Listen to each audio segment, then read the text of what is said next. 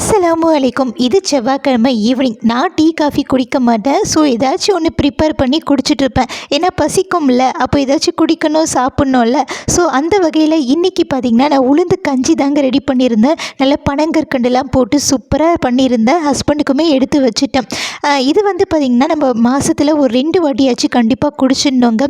இது இடுப்பெலும்புக்கு, கர்ப்பப்பைக்கு, எலும்புகளுக்கெல்லாம் நல்லா ஸ்ட்ரென்தன் பண்ணி கொடுக்கும். ஸோ கண்டிப்பாக ட்ரை பண்ணி கொடுங்க வீட்டில் எல்லாருக்கும்.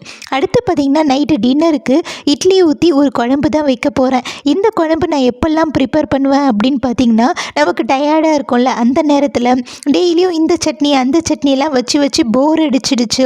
இன்றைக்கி ஏதாச்சும் ஒன்று சிம்பிளாக பண்ணணும், இல்லை யோசிக்கிறது கூட டைம் இல்லை, சோம்பேறித்தனமாக இருக்குது அப்படின்னும் போது, அப்புறம் நம்ம நைட் டைமில் எங்கேயாச்சும் வெளியில் போயிட்டு வரோம்.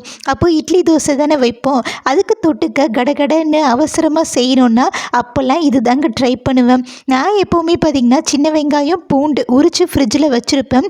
ஸோ டக்குன்னு அதை எடுத்து ரஃப்பாக கட் பண்ணிவிட்டு தேங்காய் எண்ணெய் ஊற்றி கடுகு ஜீரகம் போட்டு பொரிய விட்டுட்டு ஒரு கைப்பிடி சின்ன வெங்காயம், ஒரு 10 பல் பூண்டு போட்டு நல்லா வதக்கி விட்டு 2 பழமான தக்காளி அதையும் போட்டு வதக்கி விட்டுட்டு மஞ்சள் தூள், மிளகாய்த்தூள், தனியாத்தூள், வெந்தயத்தூள் போட்டு நல்லா கலந்துட்டு அப்புறம் 2 டம்ளர் தண்ணி ஊற்றிப்பேன். நல்லா தண்ணி லிக்யூடாக ஊற்றிட்டு கொஞ்சோண்டு உப்பையும் சேர்த்து நல்லா கொதிக்க விட்டு இறக்கிட்டோன்னா சூப்பரான இந்த குழம்பு ரெடிங்க.